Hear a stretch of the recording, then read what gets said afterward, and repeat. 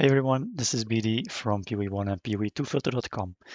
I've decided that from now on, whenever I do a large update, I'll create a short video where I go over all the changes for those of you who prefer to just watch a video rather than read through these kinds of walls of text, right? So the first things I've done in this update is I've given mostly a lot of attention to divination cards.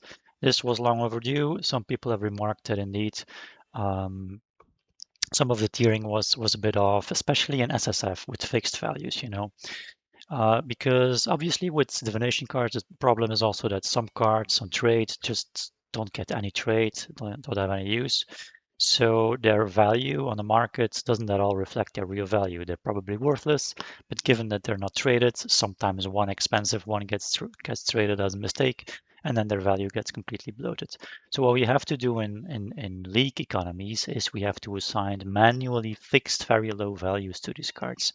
And I had set this list like when I launched PoE1 filter like over a year ago, and since then I hadn't really updated it. So that's one of the things I've done now. I went through the entire list.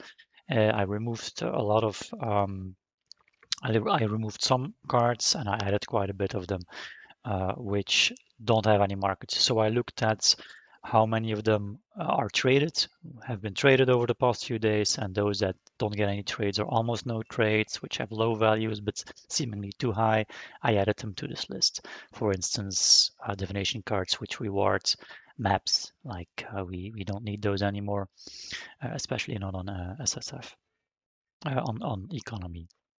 So that's one of the changes. Now, what else did I do to divination cards? Before, currency tiering modes and divination cards tiering modes were using the same tiering mode. So whenever you switch this, it also switched divination cards. Now you'll also immediately see that I turned this into a slider rather than the rather ugly, I must admit, toggle buttons before. This is a lot cooler, right, to play around with. So divination cards now have their own slider.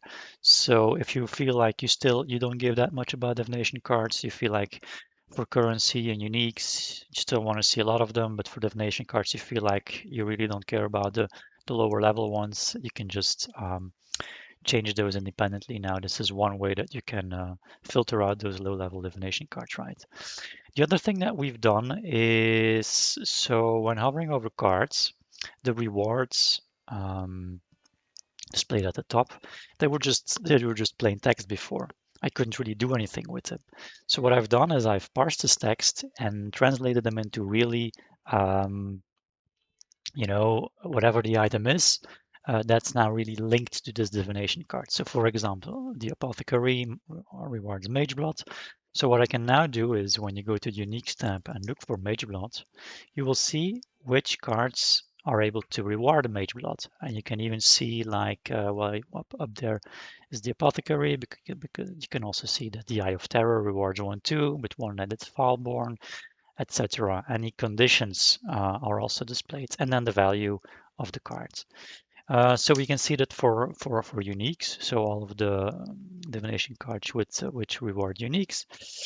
We can also see this for currency. So for instance, in the corner's lock or mirrors, which divination cards reward those you can see as well. Some other thing that I've done with divination cards is that now also on this drop preview, this used to not work at all. Now you can also just see them here.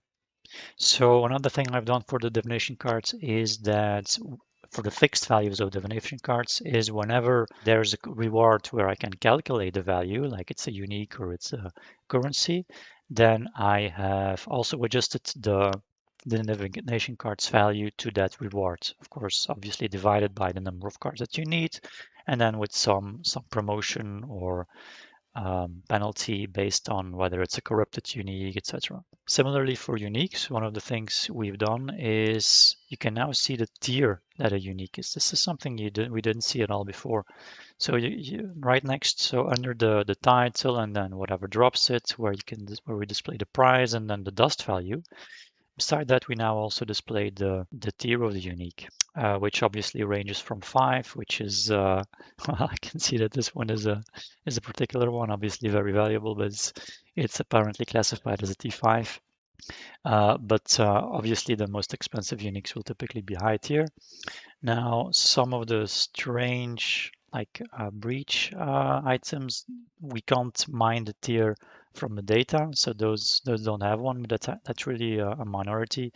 All of the other uniques should have their proper tiers. So most of the valuable uniques will have higher tiers. And something we did is for SSF, obviously, like uniques that might not be that valuable on trade typically are more still rare on SSF.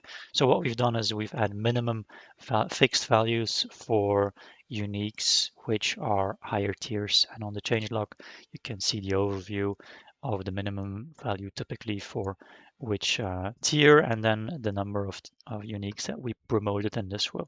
This doesn't have any effect on the economy, on the league economy and standard economy, because there it's really purely um, market value tiered, but this is for an improvement for SSF players among you.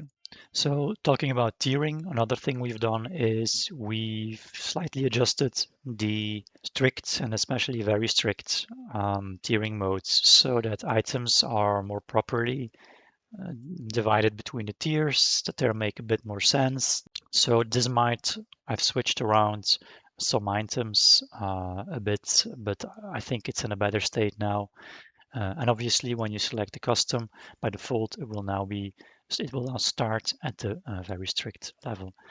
Talking about these tiering modes, another thing we've done is that now on the presets tab also, so when hovering over any of the progress presets, it'll show you which tiering modes will get set, and then you can fine tune them. So you can fine tune them all together. So we don't by default select the very strict steering mode. You have to do that yourself, and then you can fine tune. So again, here you can say like, I'm fine with the strict tiering mode for everything, but for currency, for instance, divination cards, for instance, I really don't care. Or you can say like cluster jewels, I don't feel like really manually price checking those. So I'm fine with the very strict rules, etc. When you have default set and you change, then obviously they will still get overridden by the master slider here. And then another minor thing we've done on the presets tab is now also for endgame. Once you select your class, you can also change the weapon types and the defense types right over here. All right, so that's the larger changes. Then some smaller changes we've also done is we've added heist items. So you can now the brooches and whatever heist items there are, cloaks, gear, and tools. You can now also add rules for those if you only want to see the highest level ones or highlight the high level ones, etc. In a future update, we'll be adding this section for this in the quick filters where we probably have like tiered highest items and stuff, but we still have some work to do on scraping the values and really understanding better how these items are valued by the community. Another change we've done is this was reported by a user. The quality weapons and armor, we used to only show master tier, but we now show anything elite. This didn't make a lot of sense. It was way too few items that were still shown. Energy shield body armors, for instance, or even you see armor. For any armors, obviously we always want to show some like the best base types which have extra quality. You can see that also for base types, by the way. For gear base types, we also show when they're rewarded by certain cards. So obviously, like a Twilight Regalia, if it drops with over quality, we obviously also want to show that, even if it's by itself not worth a lot, this base type, the special versions of it will be worth a lot. So that's it for this small update. Hope you like it. Hope you like the video. If you do, don't forget to like and subscribe. And I'll see you guys in the next one. Bye.